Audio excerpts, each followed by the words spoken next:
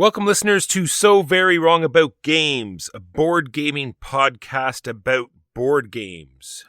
My name is Michael Walker, and I'm here with my good friend, Mark. How are you today, Mark? I'm doing well, thanks. How are you, Walker? Good. And today I'd like to say I hope everyone had a great holiday. Happy holidays to everyone. I'd like to welcome any new listeners we have in this new year. Welcome, everyone. We'll get right to it, as we usually do. We talk about the games we played this week. We're going to talk about some news and why it doesn't matter. And then we're going to talk about our feature game, which is Ankh, Gods of Egypt, by Eric Lang. So, Walker, what'd you play last week? Mark, it was the holidays, so you get together with family. And I was told we were going to play a game. You see, we all got these $50 gift baskets, and we wrapped them up, and we're going to play this game in order to distribute them. Oh, no. Yes. So this game consisted of hitting a button on the phone, which said that you were either going to pass the gift right or pass the gift left or steal someone else's gift. So hit the button and do what it says. So this is Yankee Swap / White Elephant meets LCR meets Hit the Buzzer, Win a Cookie? Yeah, and to top it all off, like, this wouldn't be so bad if it was when you stole a gift, you could see what it was. You had no idea what was in the gift bags. They were totally covered. So on top of everything, the gift was hidden. Oh my goodness. Now, if this wasn't all terrible enough, Mark, at the end of the game, I look to my right, and I see the gentleman who was kept trying to steal the same gift, trying to get it. I had the gift he wanted. So I said, hey, why don't we trade? No problem. He was happy with that. And then the nice lady that organized this whole thing said, oh, I'm going to trade with you then, and grabbed my gift and gave me hers. So it was a great game. Highly recommend. 0 to 10, unplayable. Some people just want to overcomplicate things. I would make a joke here about a board game designer that would produce the results you're talking about, but there are very few game designers, I think, that would ever dream of combining that level of convolution with that level of arbitrariness. There are some, but... That's what I mean. That's the argument that we make. Oh, Mike, it's just a family tradition. They're just there to have fun. But no, Mark, no. It was not fun. Well, I'm glad you made it out the other end of that, Walker. What did you get to play, Mark? The only story I have with respect to family gaming over Christmas, which is what we celebrate in my family, is I was asked, well, maybe while we're together over Christmas, maybe there might be some sort of game you bring along. And I said, no. I am.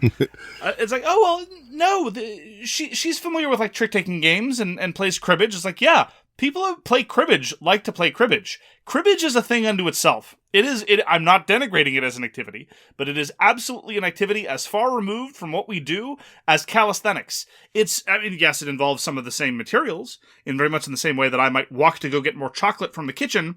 But again, the difference between my getting chocolate from the kitchen and calisthenics is the difference between... Anyway, you get the idea. And even with my full game collection, I wouldn't be able to manage that. But with what I have with me, certainly no. So somebody suggested that I try to introduce gaming into Christmas, and I put a hard kibosh on that. So I managed to escape from that experience. Some people have great success introducing games into their family traditions. I am not one of these people.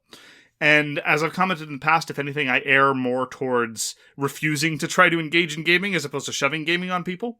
But I read the room, I evaluated the crowd, and I made the command decision that this was not the proper environment. I may have been wrong, and different environments will be different, but that's how it shook down. Yeah, for sure. I do the same thing. I just let them know I had, like, a regicide in my pocket and said, hey, if people want to play something, I've got it. Never force it.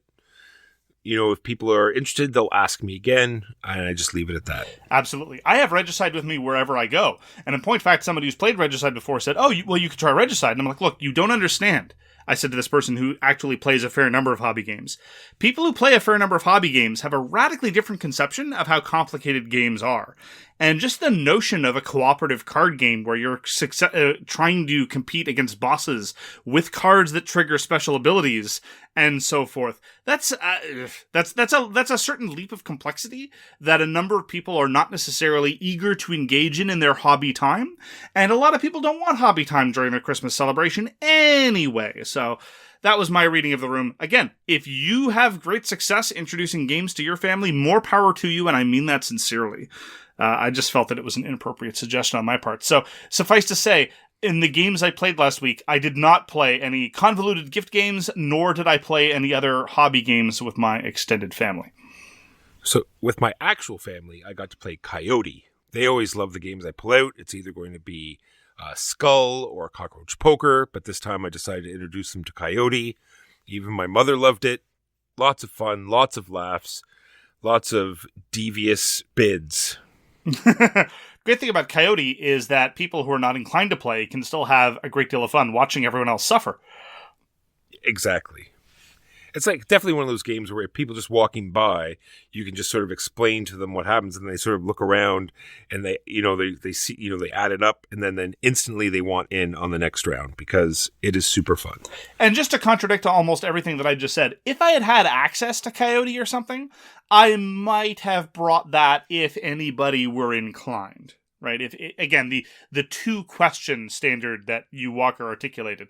If somebody asks twice, then you know that there's genuine interest. And something along those lines, I absolutely might have been willing to say if I'd had Skull, maybe even Cockroach Poker given the crowd. But Coyote at least has some degree of traction. People are familiar with the poker variant in particular, where you have the card on your forehead, or the party game where you're a certain historical personage and you ask questions, etc., etc. And so if I'd had access to something like that, I might have reconsidered.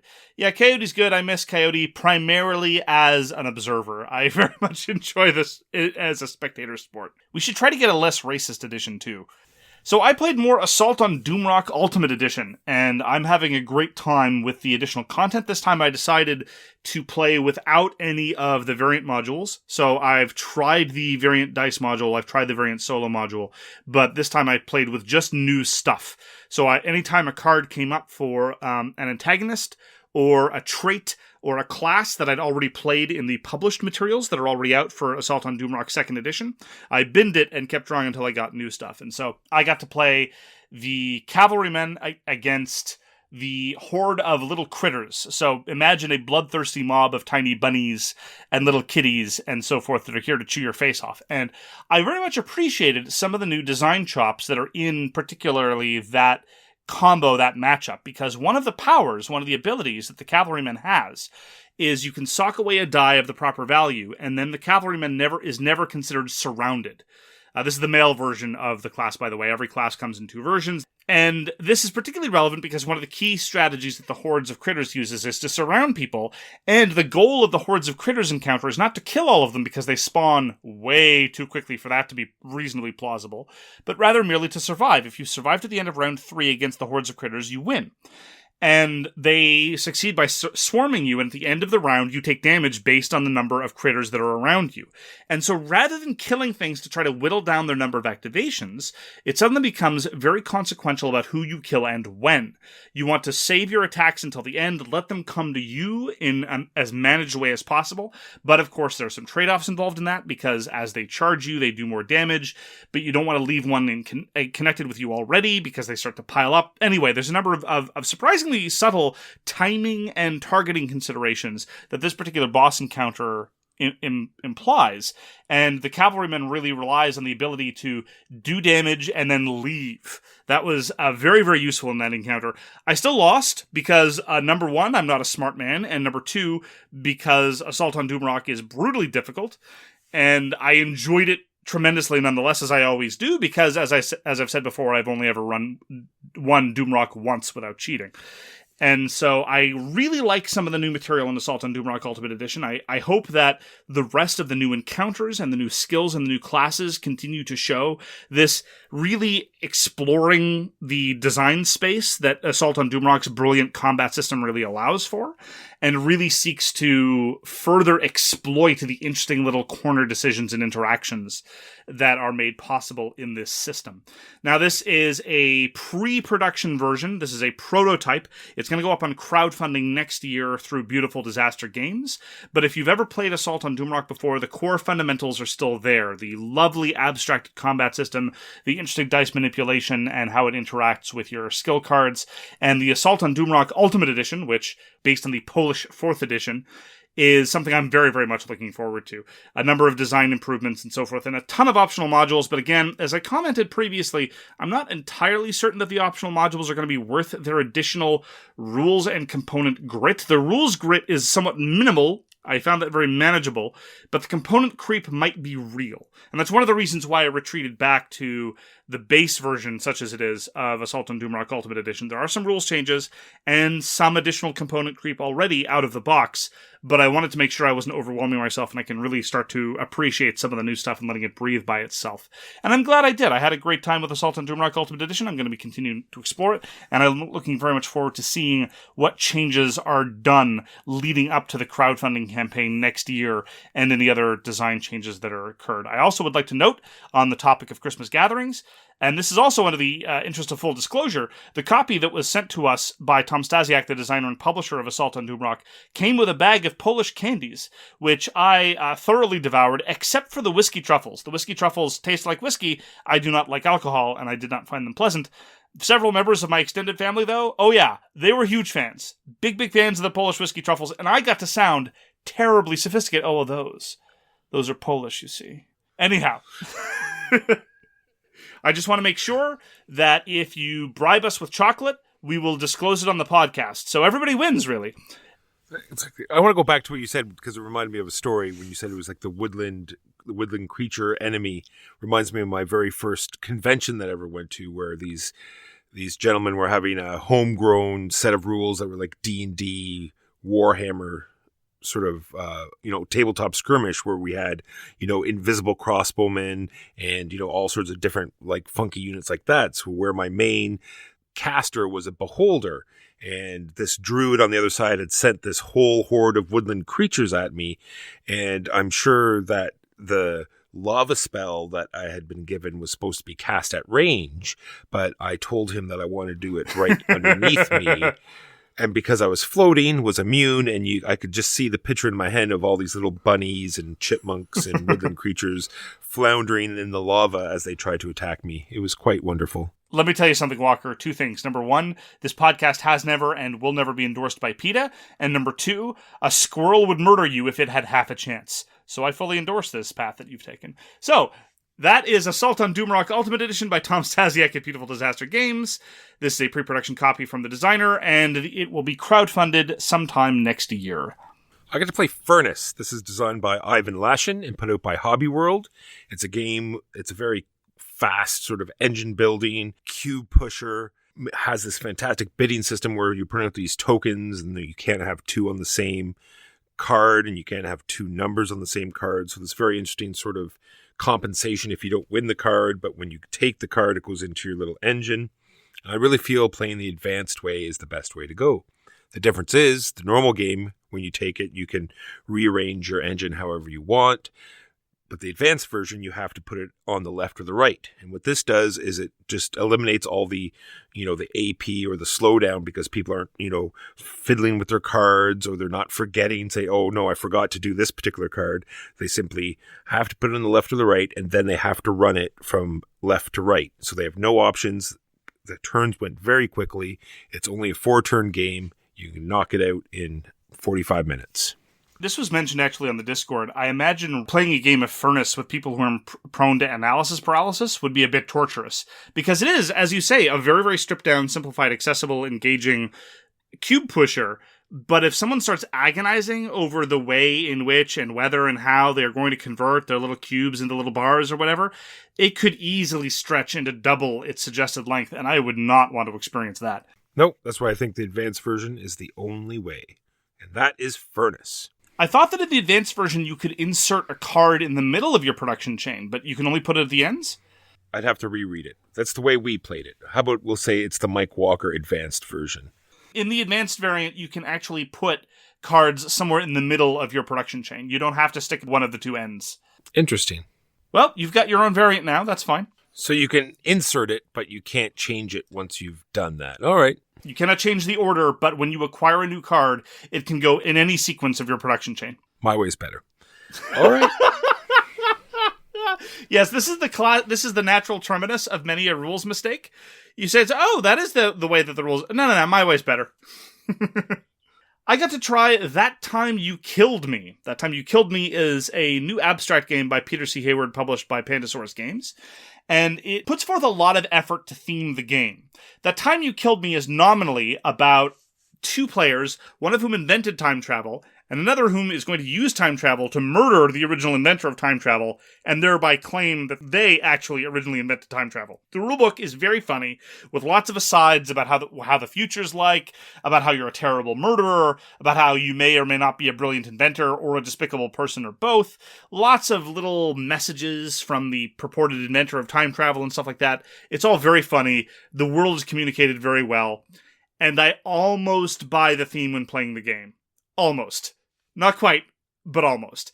And that's not nothing. I want to give credit where credit is due. I think they get 8 to 9/10 of the way there.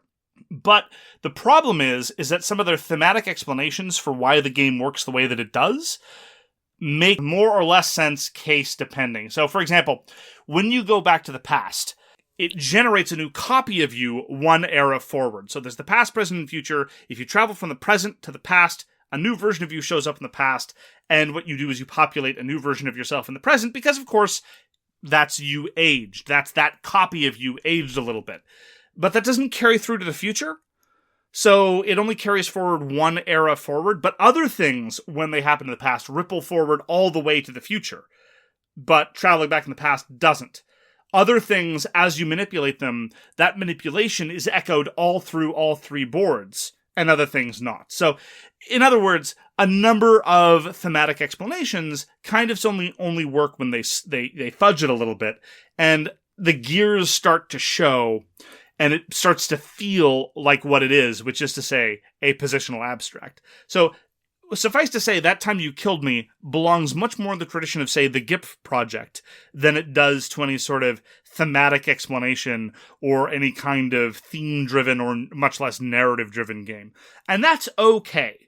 I would much rather a positional abstract try to give you some sense of flavor than not bother at all, precisely because I'm not particularly sold on positional abstracts as a genre. And I think That Time You Killed Me is a classic example of a game that is not for me. It's interesting, and it gets a lot of things right. And one of the things that I very much appreciate is that it simultaneously expands the decision space while narrowing the range for analysis paralysis, because after every turn you take, you have to declare what era you're going to do actions in next. So I do something in the present, I meddle about in the present and do some things, and then I have to declare, next turn am I going to be mucking about in the past or in the future? You can't stay in the same era 2 turns in a row. Now, that forces me to consider what I'm going to be doing planning ahead, so that expands the at least the strategic horizons of the game past purely tactical. But at the same time, it means when my turn starts, I'm not staring at an entire board looking at a universe of possibilities. I have a certain degree of focus. That also communicates to your opponent what you're going to do, and they can start setting up combos, knowing that they're not going to be able to defend themselves in the eras that you're not declaring yourself to be in for the next turn. That part I thought was great. The rest of it, though, was very positional abstracty. There was the possibility for some degree of stalemate. I spend my 2 actions doing a thing, you spend your 2 actions completely undoing it, and then we're back to square one. This happened more than once in our games. Now, again, this is probably because I am not a skilled player of such games, but ultimately it felt somewhat unsatisfying. I mean, when you initially start the game, very much like a lot of positional abstracts, you're staring at this incredibly symmetrical board, and you figure, how on earth am I supposed to do anything? And things only emerge very slowly. And so that really didn't satisfy me as somebody who's only a tourist in the world of positional abstracts. I still prefer some of the elements of various games of the GIPF project. My favorite is probably Devon. I didn't feel that way when playing Devon. I very much felt like I had sort of benchmarked small, medium, and long-term goals, and I didn't feel quite as adrift, and I didn't feel like there was this possibility of either zugzwang or stalemate as there was in That Time You Killed Me. Now, There are lots of modules in That Time You Killed Me. There are basically 4 different ways to play the game. And I've played the first module a couple of times. The first module introduces a very thematically clever bit where you plant a seed in the past, a shrub shows up in the present, and a tree shows up in the future. And they all move in different ways, and you can shove your opponent into a shrub, and we're told that the shrub is very spiky, and so they die. You can topple a tree over onto your opponent, and they die because you know a tree has fallen on your head. And that part is all for the good, but as you get to future modules, and I'm not going to spoil anything because you're supposed to play them in sequence. As you get to future modules, though, the weird corner interactions start to multiply. Like, what happens if you shove an A into B at the edge of the board? It's like, well, okay, at that point, B moves to the side and A moves backwards or something. Even in the first module, I still had to look up the rules of the game several times to say, okay, what happens when these 2 pieces interact in the way they do? Because this piece can be in the same space as another kind of piece, except when it's initially placed. And if you shove this into the edge of the board, what happens? Well, there's no room for it to move. So anyway, That Time You Killed Me has some of the issues that a lot of positional abstracts do, a set of core rules, and then they start to introduce more stuff, and some of the corner interactions are not immediately transparent, which is a minor niggle, but nonetheless stood in the way of my appreciating it more. I can definitely understand why a number of people take to That Time You Killed Me a great deal, because if you like positional abstracts, the added personality is definitely something to be appreciated in the game. And I think that Pandasaurus and Peter Hayward need to be applauded for that effort. As I say, I think they get most of the way there, but not quite enough of the way there to have me appreciate it on its own terms. So if you're in the mood or in the market for a 2-player positional abstract, I can recommend That Time You Killed Me easily. It's certainly worth looking at, but as it is, not to my taste. I don't think I'll be going back to it after trying it a couple of times. It's very much of its genre and doesn't manage to transcend it, which I guess is not exactly the biggest criticism one could offer. And that is That Time You Killed Me by Peter C. Hayward at Pandasaurus Games. I got to play Adventures of Robin Hood. This won the Spiel family game of the year. This is designed by Michael Menzel and put out by KOSMOS. And I just want to make sure I preface this with, this is definitely a family game. And it should really be played with children. If you buy it for your gaming group or something, I don't think you'll find enough there. But we did manage to pull some stuff out of it. So what you're doing is, it's like advent calendars are still popular for a reason. So there's this giant board, and it's already pre-populated. It has all these windows that you're going to be opening up depending on what adventure you're doing. Question: do any of the windows have chocolate behind them? No. 0 out of 10. I'm sorry. So what you're doing is you're moving Little John and Robin Hood and Maid Marian. You're moving them around the board, and you have to keep them in the shade of the trees, Mark. You have these 3 different ponds, and they have different size trails behind them. So you're making these little like conga lines of movement meeples, and you have to sort of skirt the mountains and skirt the forest, but stay in the shade, or else you're going to be caught by the guards. It comes with this very, like, it's an actual like book. It looks like a book. They did a fantastic job on that. It has a choose your own adventure feel to it. Sometimes you can do A or B, or, depending on what character is active, it has a different part of the story. I think they did a fantastic job. It has everything, like, it deserves everything that it's gotten so far. That's for sure. Like, super tactile, like lining up the meeples is super fun. It does have a little bit of like micro macro sort of study the board and learn things beforehand. Like, I won't spoil anything, but let's say it said, find the hamster and feed it, right? So you can definitely see the hamster, so you can go over and talk to the hamster, and it'll say something like, oh, it was looking at some food over, in the corner. Or you could have already seen the food, like search the map and said, oh, look, there's some nuts over here. Let's go to that first. And sure enough, if you pick up the nuts first and then go to the hamster, you save yourself so much time, as opposed to, going to the hamster, then back to the nuts, and then back to the hamster to feed it. That kind of thing, and sort of like looking at the enemies and saying, oh, we need a sword. It's like, okay, that guy has an axe, that guy has a sword. And if you actually attack the guy that has the sword, you get the sword. So the kind of interesting things like that. That sounds adorable.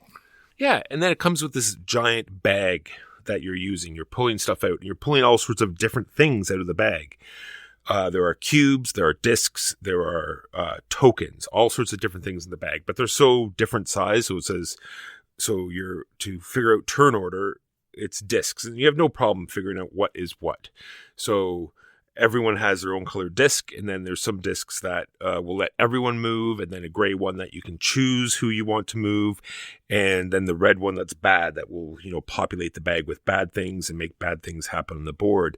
And this is where we pulled the actual game out, because you can see what discs are left, and you can sort of say, okay, well, we'll give this person the action because there's no way a bad one will happen, and then we have a chance for us to go again before we repopulate the bag and go again, that kind of thing. And then battles work, you're pulling cubes out, and you get to pull 3 cubes out, and as long as you get 1 good cube, you win. So you can sort of track how many good ones versus bad ones are in there, and you can say, well, we'll attack a couple of guards to get out, because there's no penalty for losing a fight. And you draw 1 cube at a time, and they don't go back in the bag. So even if you pull 3 bad cubes out, then at least there's 3 less bad cubes in the bag. So it's interesting, very basic, interesting manipulation like that. But overall, looking forward to playing some more with the same. We said, oh, we'll just play with the same group of 3. Whenever it's just the 3 of us, we'll pull this out and play a couple more scenarios. Looking forward to doing it again. Had a lot of fun playing Adventures of Robin Hood. Played Final Girl. Final Girl is a solo game by Derrick and AJ Porfirio at Van Ryder Games. This is an evolution of a previous solitaire game called Hostage Negotiator, which I have not played, but I read the rules, and the design lineage is very, very transparent. The fundamental gameplay loop of both Final Girl and Hostage Negotiator is the same. You have these action cards which you play, and they have a variety of possible results based on a die roll. Now, I know what you're thinking, Walker. This is cards married to dice, which is normally a bugbear of yours, but the card play is purely deterministic. The cards that you have in your hand are actually cycled and recycled on the basis of how many action points you have left at the end of your turn. So you buy a card for a certain number of action points, you use it later, and not all actions take action points. I'm calling them action points. It's represented as time over the course of a given turn. Mostly, you'll be limited by the number of cards you have, not really by time, but you're constantly buying replacement cards for the ones that you play. They cycle in and out of play. So it's not really a deck builder or a hand builder in the traditional sense, because they're all one-shots, effectively. But you can't use the same card 2 turns in a row, so if you play a card, you can't buy it back immediately, and that's how the zero-cost cards get regulated. And that part I thought was interesting and kind of neat. You have to worry about when you're going to be using your search actions, for example, because searching is not something you can do immediately when the game starts. You have to buy the search cards, and so there's a finite amount of ability to do that, especially since you can't use them more than 1 round in a row. And the theming of Final Girl is I think, one of the primary draws. It's about slasher movies. The Final Girl trope is a sort of somewhat controversial trope regarding the idea that a monster or killer in the vein of Jason Voorhees or Michael Myers or what have you will eliminate a whole bunch of randy teens until there's a final girl left, and she will confront and defeat the great evil. That is a trope of slasher movies going back decades. And some people have tried to reclaim the Final Girl trope. Some people want to critically interrogate it in the vein of film criticism. I don't know to what extent this game succeeds in subverting it or doing interesting things with it. So suffice to say, it's married to an interesting, albeit somewhat controversial, gendered movie trope. I don't really have an opinion on the Final Girl trope one way or the other, although I find it very interesting to read the thoughts of those that do. In Final Girl, you play as the eponymous Final Girl, and you try to kill the monster that's chasing you. Now, the problem is, as far as the endgame goes, I didn't very much appreciate that the endgame always reduces to you just going and murdering the great monster. You know, the thing chasing you, whatever monster or slasher it has, it's going to have some number of hit points, usually around 10. You have a much smaller number of hit points, so typically what you have to do is go and find a pretty good weapon, because your attack cards are garbage, as well they should be. And then you just spend a lot of time wailing on the monster, especially if most of the other victims that are around, hanging around your location, are either dead already and or saved. And so the thematic cohesion of that part made me somewhat skeptical of how it's going on. Like, I don't know, maybe your impression of a slasher movie is that that's exactly how it works. But to my mind, there's not some sort of protracted end game where the final protagonist of the slasher movie is actively attacking the monster repeatedly over and over and over again. Then again, as I say, I'm not a huge aficionado of the genre. I actually felt that it was somewhat similar to Vengeance in that it is a game that is trying to actively replicate a very specific genre of film experience. And in that sense, I think Vengeance is a much superior adaptation, if for no other reason than, number one, I think it's more evocative of the source material. And number two, I actually felt that the way that they leverage the tempo of the game is more successful for some of the concerns that I articulated before. And besides, I like the theming of Vengeance more than I like the theming of Final Girl anyway. I do have a note about something interesting that Final Girl does, though, and it's about the way that the game is being distributed. The way that it works is you buy the core game, and the core game is unplayable by itself. And you buy these theme boxes, each of which introduces, number one, 2 additional characters that you can play as, but they can be played with any setting. They also introduce a new slasher and a new setting. So at minimum, you need 2 boxes. And if you buy just 2 boxes, you'll always be playing one of the same 2 characters against the same slasher in the same location. But you can mix and match. If you've got 2 boxes, you can play either of the 2 locations with either 2 slashers, etc., etc.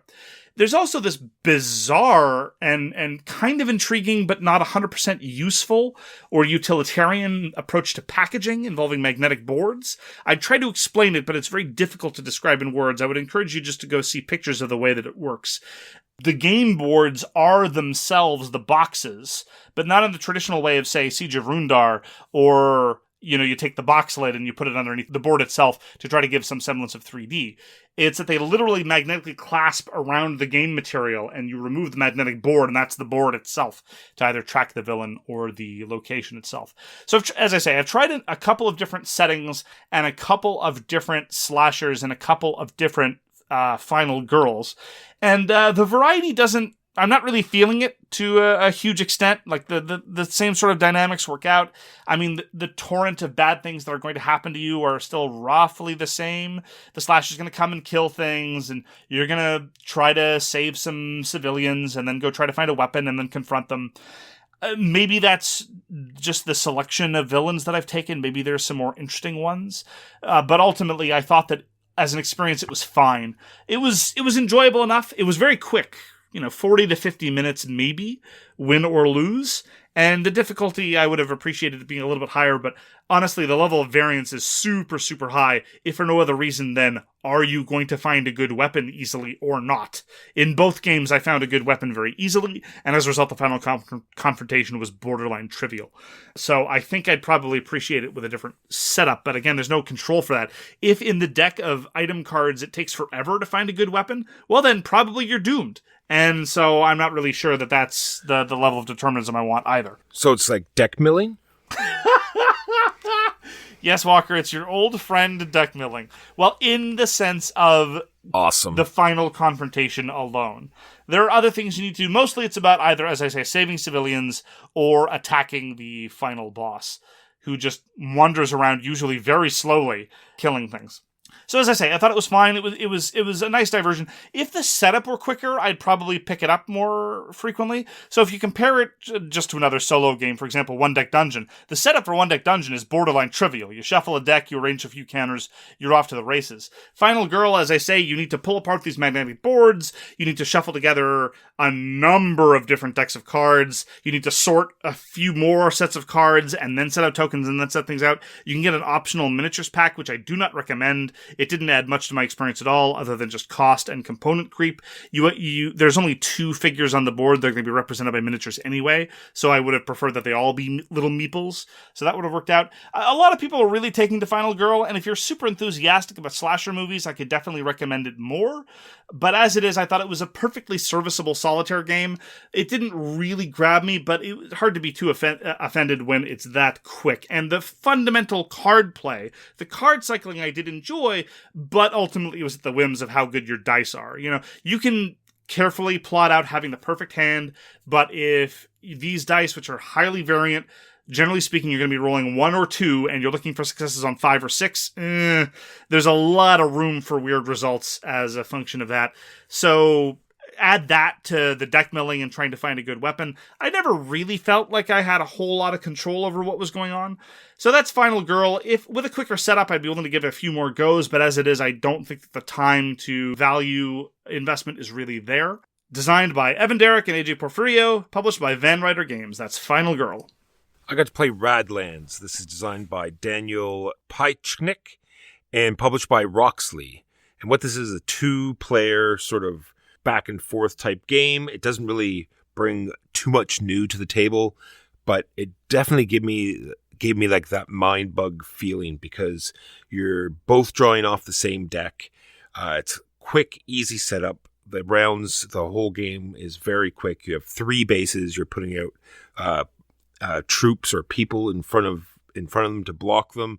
You have to work your way back to them, wound them, and then initially destroy them. As soon as someone's lost all 3 of their bases, then the game is over.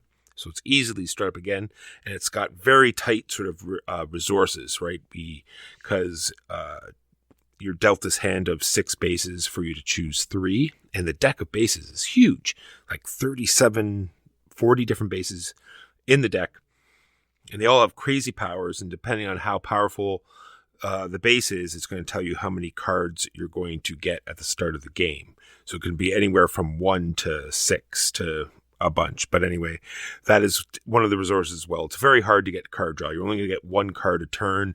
You can spend 2 of the 3 water you're going to get every turn to draw 1 card. So you can see how rough the water system is, because cards cost 1 to 3 water to play, plus all the cards you already have out cost water to activate to attack your opponent. So it's very tight system.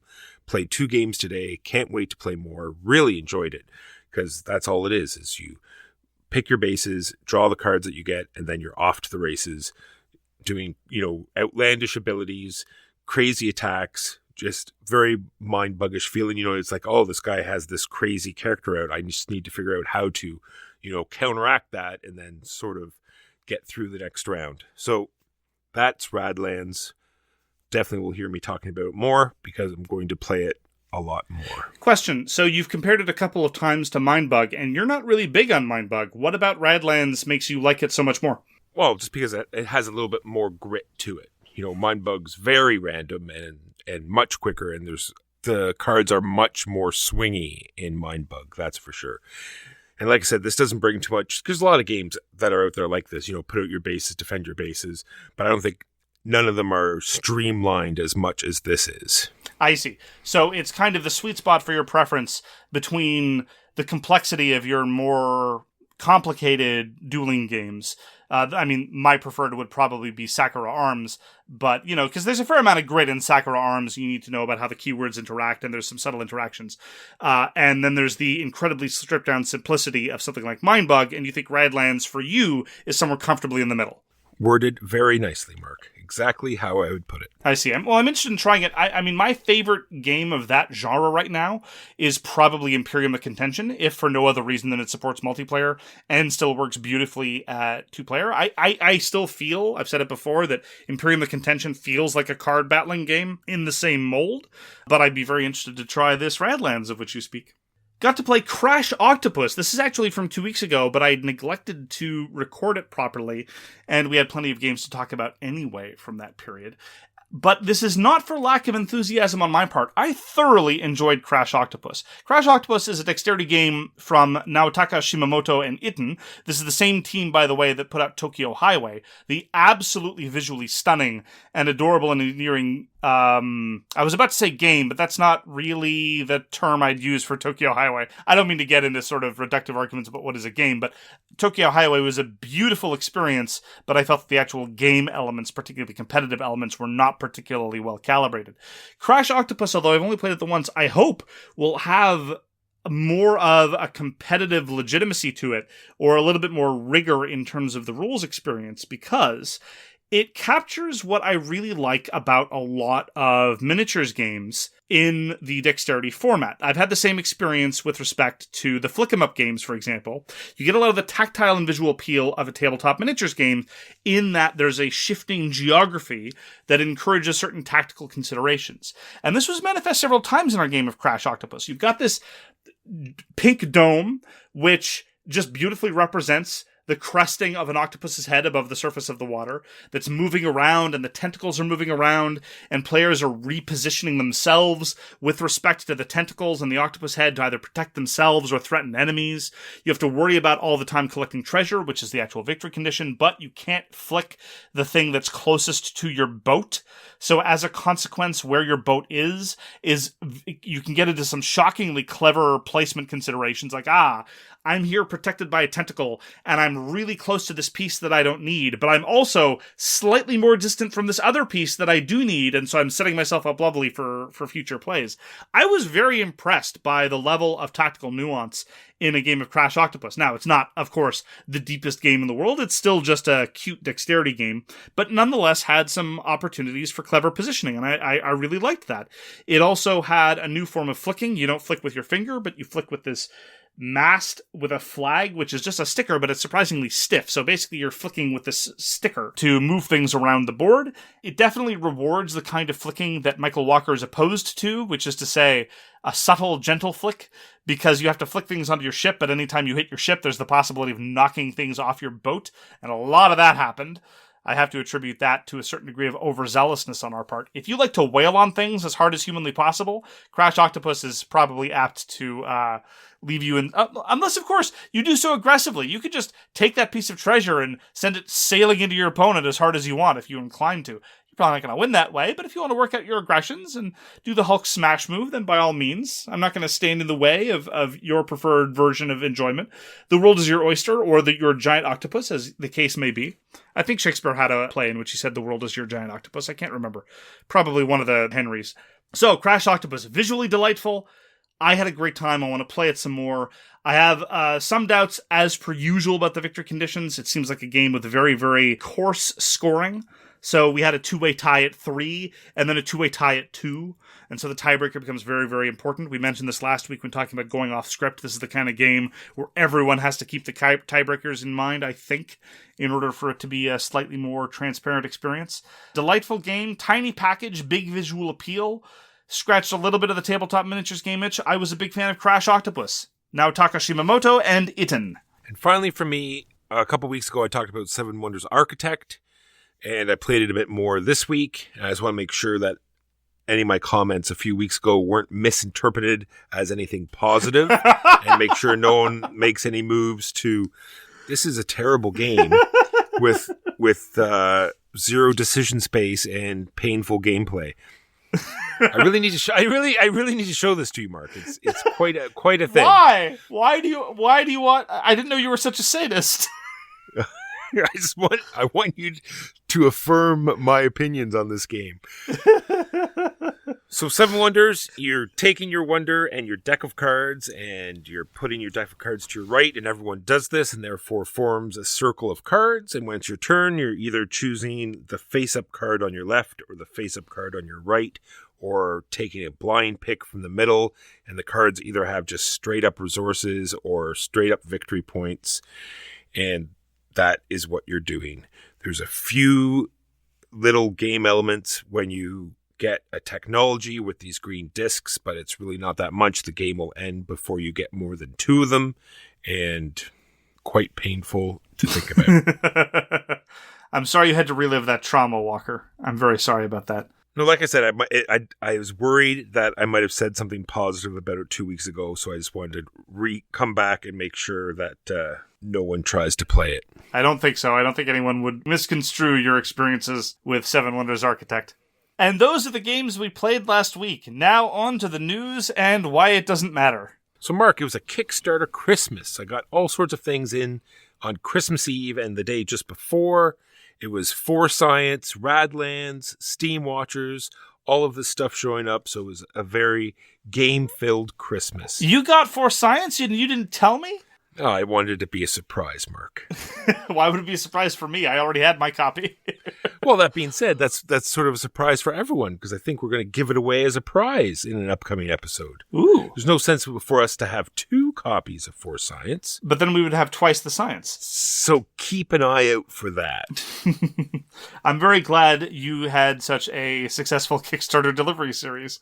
I feel kind of bad, Mark, last week that we didn't talk about that. This is the Board Game Geek funding drive. So if you use Board Game Geek, please check out the fact that they're looking for funds at this time of year.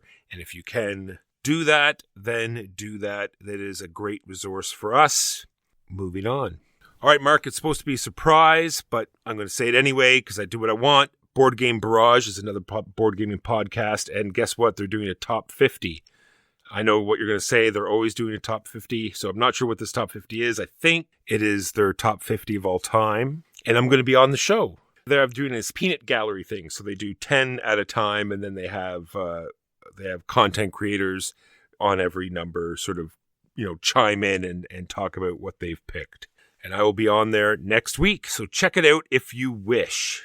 Similarly, in a few episodes, we're going to have our 200th episode, and in commemoration of our 200th episode, we're going to do our top 200 of all time, which will then take us straight into our 400th episode, where we will then begin our top 400 of all time. Sweet. Man, I don't even have to come up with topics or games or anything.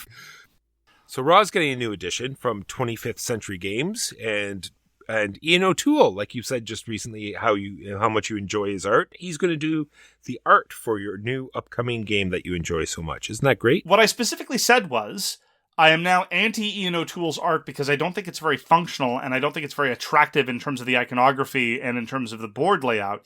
But I said I still like his game covers.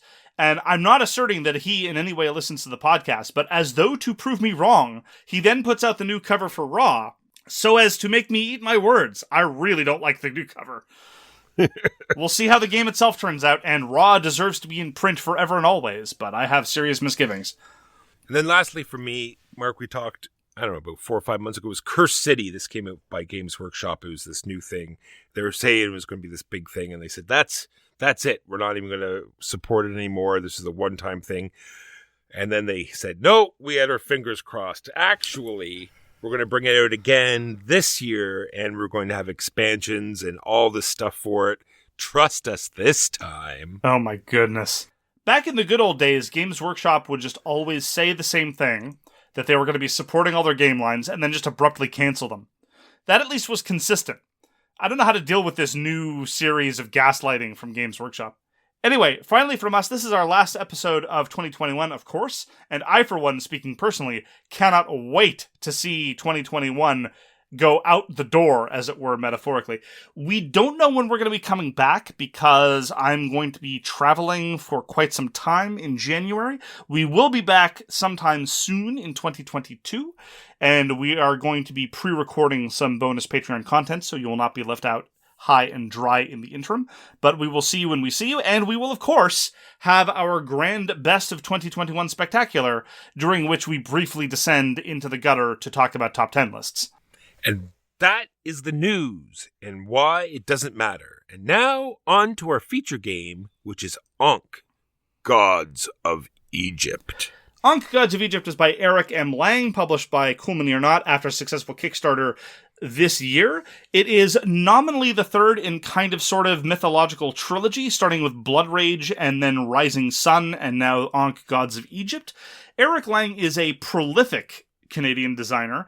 Some of his games include, at least in terms of the games that we very much enjoy, Cthulhu Death May Die, which he co-published with Rob Daviau, the surprisingly engaging Bloodborne board game. We are huge fans of Blood Rage here on the podcast. Rising Sun proved to be a little bit more divisive. Walker's a fan, I am not. But he's been in the industry for a long, long time, and much of his work is actually focused around LCGs, which we do not play a whole lot of in this podcast, such as the Call of Cthulhu card game, the Game of Thrones card game, a Warhammer card game, a Star Wars card game, another Warhammer card game, you name it. He was also involved in the Collectible Dice Masters series, but he's also probably well known for one of his earliest designs in 2008, which is Chaos in the Old World. Now, I mention this because Chaos in the Old World is very much of a piece with the so-called mythological trilogy of which Ankh is a part, in that they are what could best be described as weird troops on a map games. Walker, why don't you give us an unhelpful summary about what one does in Ankh, Gods of Egypt? Well, in Ankh, Gods of Egypt, you need to learn the phrase, no, you can't do that. Those things are not adjacent. This is a 100% non-heads down game. You're keeping track of everything in this game because everything matters. It's how close is the next event? What is the next event? Who is going to trigger the next event? Are there any guardians left? Which ones are out there? What are their powers? How many followers do people have?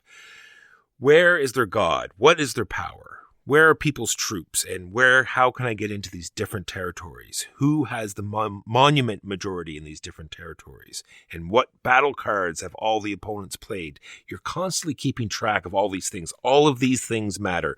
You need to be watching what's going on with not just what you have, but with what all the other players have and what they're doing. I think, and this to me is the best way to sum it up, Ankh, Gods of Egypt is kind of the apotheosis of a lot of design threads that Eric Lang has been pulling on and developing on for well over a decade, stretching all the way back to Chaos in the Old World. There's faction asymmetry, there are purchasable special powers, there is simultaneous selection card-based combat, all layered on top of a troops on a map system where combat is bloody and the consequences can be totally removing yourself from a region. However, for the first time, I think, all of these forces, in games, some of which I thoroughly enjoy, results in an experience that is, dare I say, almost Knizia-like in its deterministic feel. Even in some of those other games where there were deterministic elements, where the combat was deterministic after the cards were selected, or where the pacing led to a certain amount of determinism, I'll talk more about pacing and cards later. But when I play Ankh Gods of Egypt, I really feel like I'm getting the best of wild and potentially unbalanced looking special powers and a more deterministic player-controlled pacing experience where I finally feel like everything that happens is a direct and foreseeable consequence of what people have done. And when something bad happens to me, I feel like it's entirely my fault. And when I succeed, I feel like it's because I've set things up properly. And that leads to a play experience which for me is unlike any other that I've experienced this year and from anything else that I've ever experienced from Eric Lang. All right, so let's just talk about how the game looks right off the beginning, because much like all of his other games, it comes with a ton of plastic. So they have all of these different gods, and each god has its own troop, own sculpt of troop that comes with it. There are 5 gods that come in the base game, but you can get up to 12. And then there's all these different guardians, which are based off Egyptian mythological creatures. You get 6 different sets in the base game, and with the expansions, there's 25 different kinds of guardian units you can get. And they all look fantastic, as, you know, CMON usually does. I'd correct you a bit there. I think this is CMON really upping their game in terms of sculpt and build quality, because you don't see floppy swords, you don't see bent spears, the detail is all crisp, the gods are massive and have tons of subtle little cosmetic details. I really think this is some of their best work. What, something I said was negative? I was... No. What you said was that this is very much as expected of CMON's output. I think this is reaching them a new bellwether. I see what you're saying. All right. True enough. And then the board itself looks fantastic, and it leads to what I was talking about before. The board is split into 3 regions to start, and depending on what scenario you're doing, you can divide it up a little bit more with some camels, and the game is very much based off adjacency. What is adjacent to what? Because only one piece of thing can be in a space. So it makes it nice and easy that way. The board is a great example of when the game knows to indulge in bling and when the game knows to pull back and be minimalistic. The board, although very attractive, is very functional and minimalistic. There's only 2 different types of terrain and some water that stretches across the various elements of the board. And that's it. There's no complicated terrain types. There's no weird connection issues about whether this terrain is next to another. All of that is governed by gameplay interactions, not by little graphical flourishes. And you talked about the variety of guardians and gods. I think this is also a good example of a Kickstarter project where the exclusives are really optional, because most of the additional plastic that the Kickstarter gave in terms of exclusives is either, number 1, entirely cosmetic in terms of the monuments. The game ships with cardboard monuments. There are plastic sculpts in the Kickstarter exclusives version. Or gameplay elements that are really ancillary, namely more Guardian variety. Getting Guardians in the context of the game is super important. But honestly, the gameplay variety, the difference in terms of game experiences and game states, is going to be driven far, far, far more by the player choices of purchased powers than they are by the effects of having one Guardian as opposed to another. And so this is one of those few cases where I can absolutely say, if you missed out on the Kickstarter and you're the kind of person who has a completionist urge, I would encourage you to abandon that completionist urge and give the retail version of Ankh a try, because you're really not missing out on much. Yeah, I want to hit back on that minimalistic thing you said, because everything evolves out of what you do in the game. Nothing comes sort of preloaded. Like, every figure has a power of 1. Every figure moves 3 spaces. Everything is nice and base like that. And then depending on what you do and how you change your powers, those key elements will not change, but you'll have these overarching powers and other things that will happen. And it's one of the things that makes this game really good. Yeah, and to situate it as compared to some of Eric Lang's other work, because again, in terms of weird troops on a map games, I think Eric Lang is probably one of the most, if not the most influential designers. I really felt like fewer things came out of left field when playing Ankh. It felt like a more deterministic affair in a way that very much pleased me. If you compare it to Blood Rage, in Blood Rage, there's a card set involved, and I don't care how many times you've played. Sometimes a card comes out of nowhere because you didn't know who had it, or you didn't know it was in the mix, or you might have just forgotten that it exists. Oh yeah, Odin's Throne. That's how that card works. Oh, okay, well that's happening now. This isn't frustrating or unsatisfying, but it's, again, it kind of falls into the sort of wild nonsense or out of left field experience, which I'm very much a fan of, but don't necessarily always want. Rising Sun, similarly, was a little bit more deterministic, but it had these weird, unfortunate ripple effects that were sometimes unintentional. An ally does something, and unintentionally that completely hoses you out of an action you wanted to do. An opponent messes you over entirely by accident, or you just don't even pull the action off the random deck that you wanted to execute, and thus your plans fall to naught. And so I really do think that Ankh has found the sweet spot between lots of interesting and wild power effects happening, but not having the side effect or consequence of people feel like they couldn't have seen it coming. No, they see it coming because everything is laid out at the beginning of the game. All of the Guardians that will come out during the game are laid out. Everyone's god has a different power, but they have it right at the beginning. It doesn't change. It doesn't get upgraded. And then everyone's Ankh powers are the same. So you have this board where one of the actions you can take is to increase your Ankh powers, and then this is also how you get the Guardians. So it's like 3 columns that have 4 powers each, and so everyone is going to have a different experience unless, they all pick the same power. Which I've never seen. And they all do different things. There seems to be one that is a little obvious to take or a little overpowered. This is a thing called Bountiful. So when you get victory points, you get more victory points, because that's how you win this game. It's a race to who can get 31 points first. There is of course a turn limit, but I don't think in any of the games that I've played it's actually hit the turn limit. Someone's always hit the 31 points, and then the game ends. And with this power, the first 19 points are what they call red points. So every time you get a red point, you'll get extra red point. Well, that's an interesting case, because I've seen people do very, very well without taking Bountiful. In fact, the very last game that we played, the victor did not have Bountiful and didn't take it. It all depends on the timing, because that's another huge area that I want to touch on later, and that is the pacing of Ankh.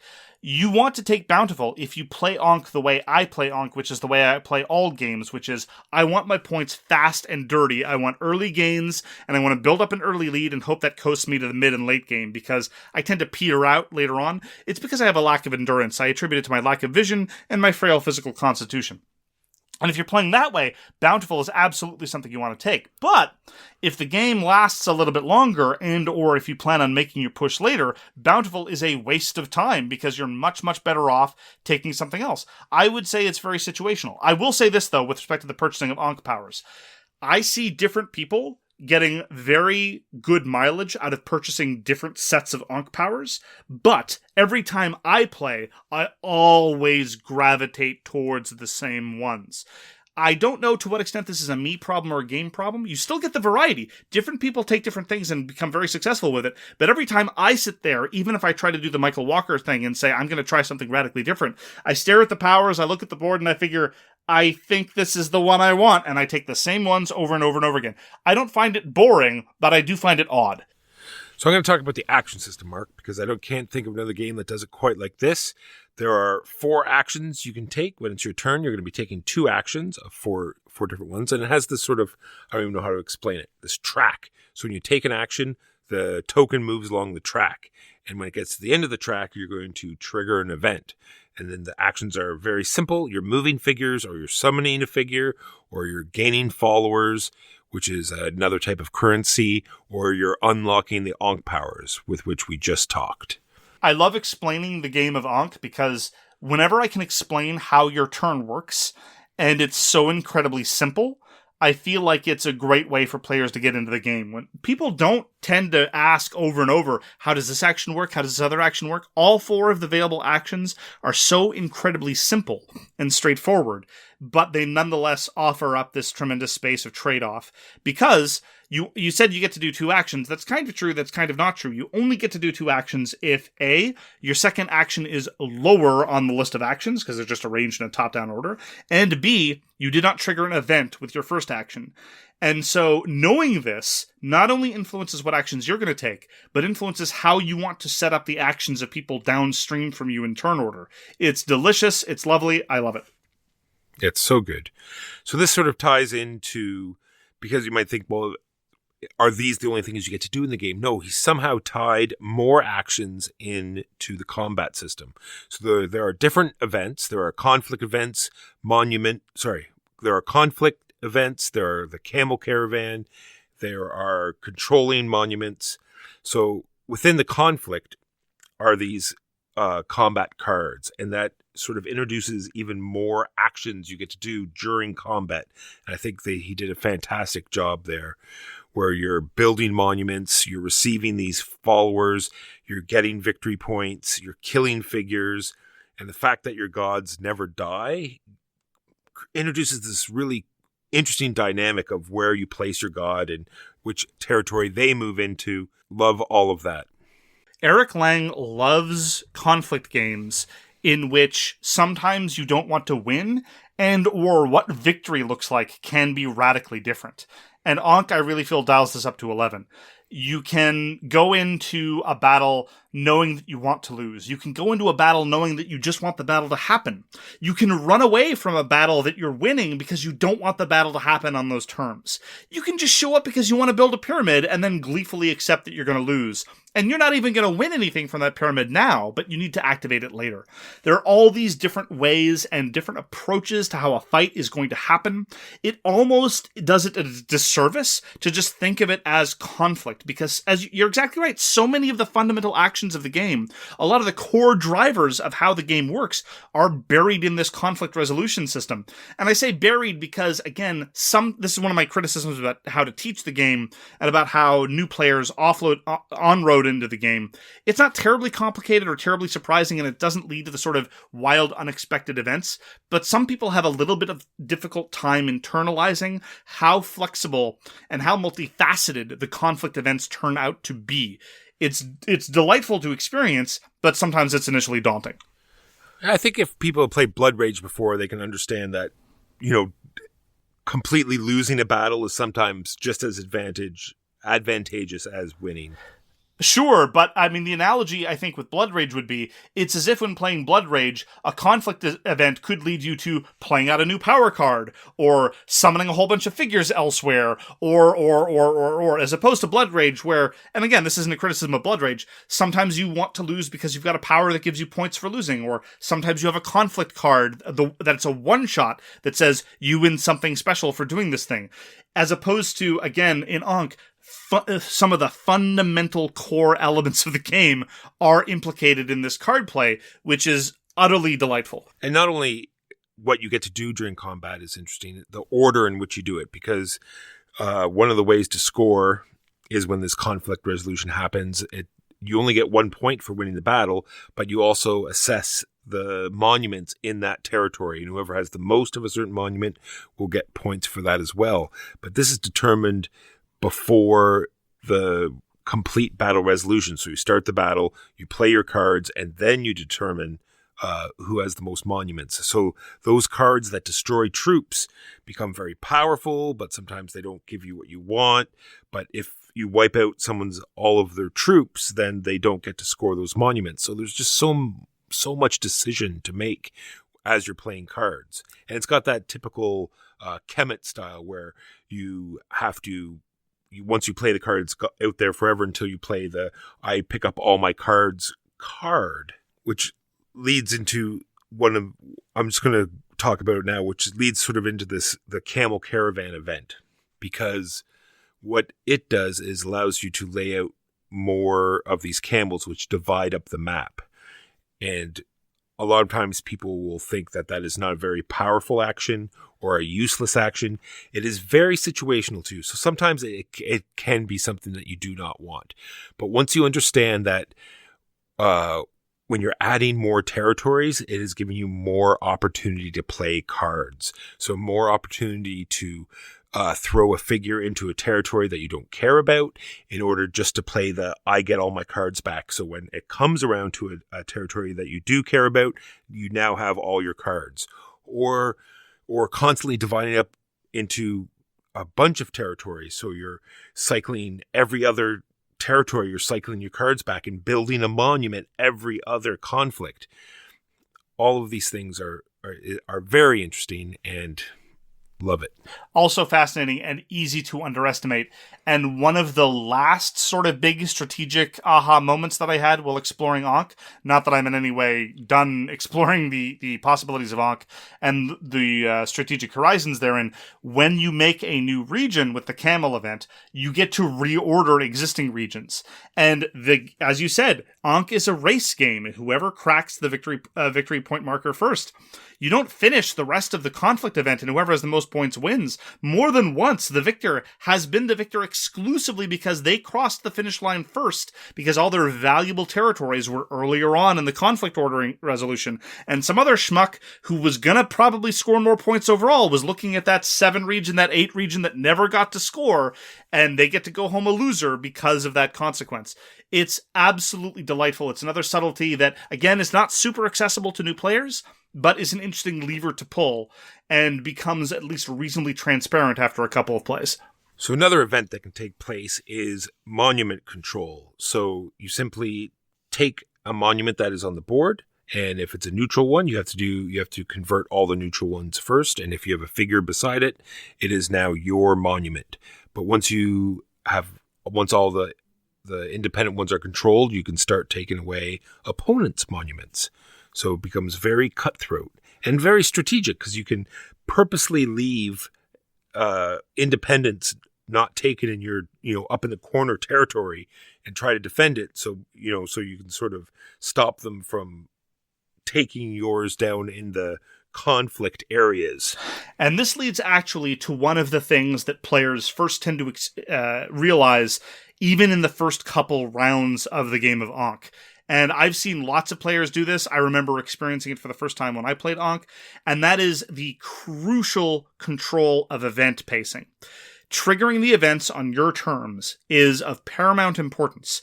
And at the same time, you have the trade-off of the different actions you want to take. Sometimes you're fortunate, or you've set things up well, and you get to trigger events on your terms doing the exact actions you want to do.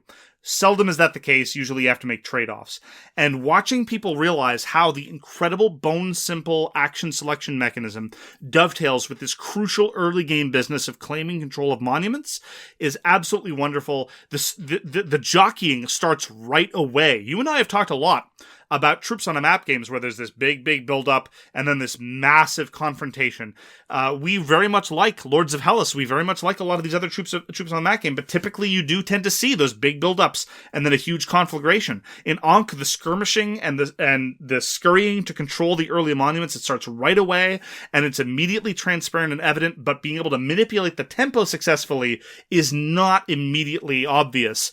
And so that subtlety and that dynamic is another thing that I adore more about Ankh. Yeah, and the choices to make about what monuments to put on the board. Because not only do you want to make sure you have the majority of that particular monument in that territory, these all dovetail back to your Ankh powers, because certain powers trigger off of certain monuments. So you sort of want to make sure you have enough pyramids, or opponents don't have pyramids, or you take pyramids away from people. Everything matters. The pacing is also another area in which I think Ankh really is the sweet spot in this overall genre of game. I've talked a lot about the pacing in terms of how to start fights. One of the ways in which I feel that Blood Rage is an improvement over Chaos in the Old World, for example, is the way Chaos in the Old World works is there is a fight phase at the end of the round, and all regions where there are opponents, they all do the fight, and it happens in a very staid way. The same thing is true of Rising Sun. Everyone does all their actions, and then at the end of the round, there's a conflict that happens in a particular place. And while I very much appreciate how Blood Rage or Cthulhu Wars, for example, by Sandy Peterson, allows you to start a combat whenever you want to, and so it's a little bit more dynamic, I think Ankh is a brilliant middle ground. The fight is going to happen when the conflict event is triggered, and it is going to be at a certain time, but how often those events are triggered and when they are triggered is very much up to the player's control. And so you have that same level of scheduling, that same level of scripting that allows for build-up and allows for the slow development of tensions, but at the same time, you still have to worry about the dance of the timing, and it is under player's control. And so I think it's, in many ways, it's the best of both worlds. All right, now comes to the fun part. After 12 of these events, which are, the merging of the controlling the monuments, the camel division, and the conflict, we have what will make people either hate this game or love this game. It is now merge time for merging. And what this means is that the two players in last place merge into one player in last place. It is very controversial, and I can completely understand why it rubs some people the wrong way. Many people really hate losing their pieces on the board. Many people hate what they view as quote-unquote losing points, and that is purely a matter of taste and how loss-averse you are in those particular ways. I don't think there's any right or wrong answer in terms of preference. What I will say, though, is that new players tend to, as a rule, completely underestimate the additional power that merge gives you. One of the first things that new players observe is, wait, before I got to take two actions on my turn, and now I only get to take one action on my turn? Clearly that's weaker. Oh my goodness, no. Yes, this is how I've almost immediately brought people back into the fold in the two games that I played, that I was part of the merging person, part of the merging team. My partner was, in both cases, just sitting back like they're out of the game. It's like, you just do whatever you want. It doesn't matter. We're out. And then I pull them back in by explaining. It's like, look, back in, before we were two teams, we had to always pick two different actions, and we could only trigger one event. Now we can choose the same action twice. And sometimes it works out that way. Like in a 4-player game, it might be, unfortunately, it might work out that a player will take a turn in between the two last place people, but most of the time, at least in the 2 times I played, they were right after each other. So you're taking 2 turns in a row.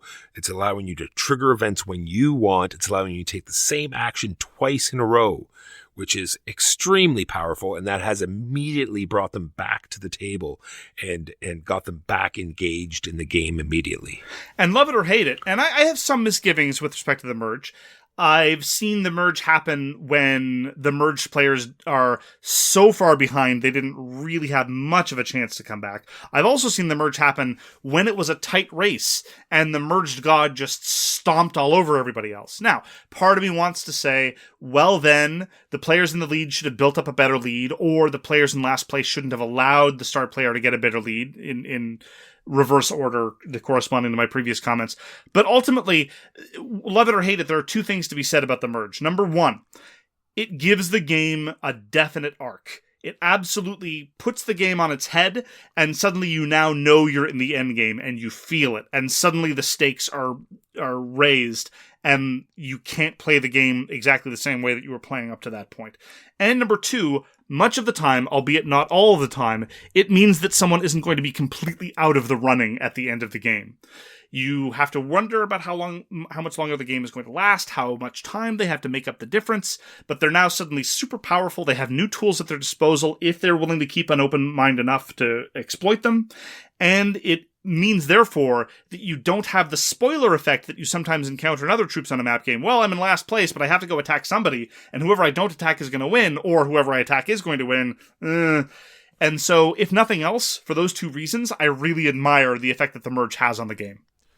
Yeah, and in the last game that we played, I saw that the three of us leading the board were very close, and I knew it could have been me that is going to be in third place. So I immediately either A, stopped attacking the person in last place, and B, made sure that they got back in the game, because your victory point token goes all the way back to where that last player is. And the further you get them back up the victory point track, the better chance you have at being competitive. And I think we were very competitive in that last game. Oh, it was very, very close. The last game we played, everyone was in just a couple points of winning, and some of it was camel tempo. Some of it was just what regions got scored when.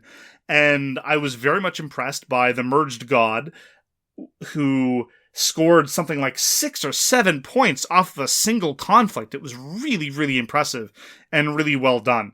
And I also just really appreciate how the merge works thematically. I feel that what they're playing with in terms of Egyptian mythology is really quite clever.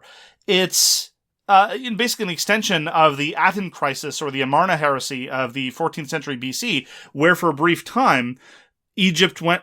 Walker's yawning now. Anyway, suffice to say, there was a very interesting period in Egyptian dynastic politics where Egypt almost kind of sort of went monotheistic. And, some people say it actually went henotheistic as opposed to monotheistic. That controversy I find interesting as well. But suffice to say, that and the fact that Egyptian gods did combine traditionally. You had Amun-Re, you had Ra Horus, you had a whole bunch of other god combinations. Anyway... Was it like Voltron? Did they shoot out of the pyramids and form super Egyptian? It's not Sphinx? Entirely unlike Voltron. It's Voltron-esque, yeah. All right, and that was the merge. Speaking of merging. All right, and then there are 4 more events, and then there's another thing that happens is because I've sort of touched on the red points, and it's like the first 19 points of the game are the red points, and then at this point, if someone's still in those first 19 points, at this point, you're just out of the game. I have never seen that happen.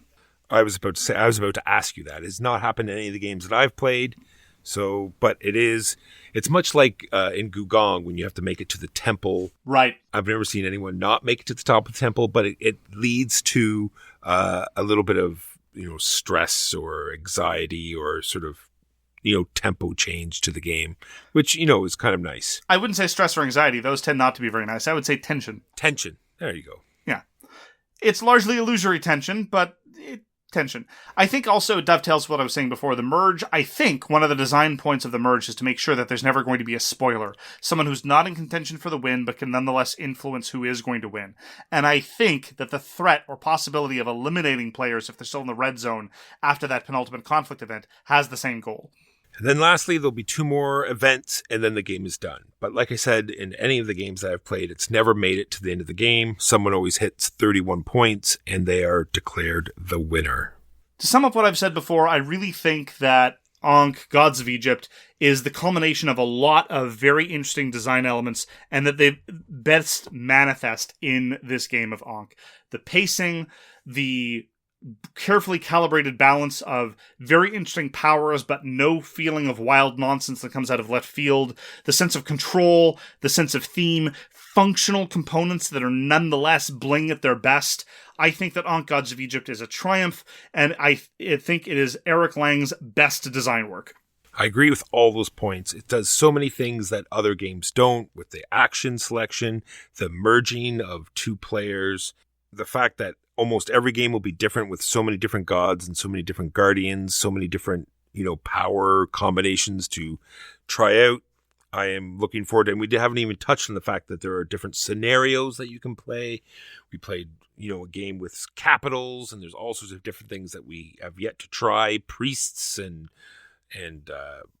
temples and all sorts of different things. There's the pharaoh expansion. We have not tried the pharaoh expansion because, again, just the sheer amount of variety in the base retail box is astonishing. Most of the clever interactions come from the decisions that people made over the course of the game, not necessarily an extra Kickstarter stuff.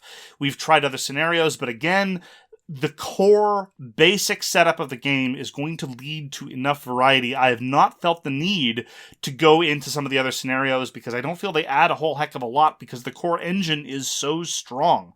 The final note that I will add, just in terms of summing up, is this is by far the best Troops on a Map game for 2. I've played Ankh several times with 2. It plays very, very well at that player count. I think it scales marvelously, although probably with 4 and 5, it starts to get a little bit on the longer end, but I would still happily play at those numbers. Ankh, Gods of Egypt. And that's going to do it for this week. Thank you very, very much for joining us for So Very Wrong About Games. We appreciate your time a great deal, and time that you decide to spend with us is something we appreciate. If you'd like to get in touch with us, you can find all of our contact information on sowronggames.com/contact. You can find out all the ways to get in touch with us through any of your favorite social media or any other kind of communications doohickeys on, as Walker would say, the bleep bloops. We read everything you send us, and we'll get back to you if we can. Thanks again for tuning in, and we hope to see you again soon. Peace! You've been listening to So Very Wrong About Games, produced by Michael Walker and edited by Mark Bigney. Special thanks goes to What Does It Eat for generously allowing us to use their most excellent song, FOS, as our theme. You can find them at whatdoesiteat.com. You can reach us by email at soverywrongaboutgames@gmail.com or on Twitter at SoWrongGames. Thanks very much, see you next time, and always, try to be right, but remember you are so very wrong.